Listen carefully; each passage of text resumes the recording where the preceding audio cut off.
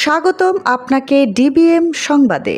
বাংলাদেশের সাবেক প্রধানমন্ত্রী শেখ হাসিনা ও তার ছোট বোন শেখ রেহানার ব্যাংক হিসাব তলব করেছে বাংলাদেশ ফাইন্যান্সিয়াল ইন্টেলিজেন্স ইউনিট। একই সঙ্গে জাতির জনক বঙ্গবন্ধু শেখ মুজিবুর রহমান মেমোরিয়াল ট্রাস্টের ব্যাংক হিসাবেরও তথ্য চাওয়া হয়েছে।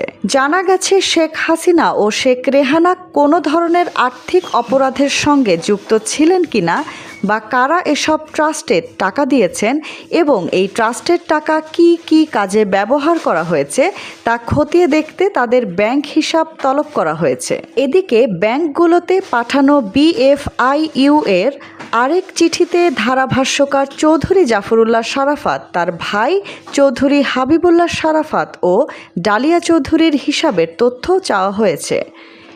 এর আগে জাফরুল্লাহ ও হাবিবুল্লাহ চৌধুরীর ভাই ও পদ্মা ব্যাংকের সাবেক চেয়ারম্যান চৌধুরী নাফিস সারাফাতের ব্যাংক হিসাব জব্দ করা হয়। ডিবিএম সংবাদের সাথেই থাকুন।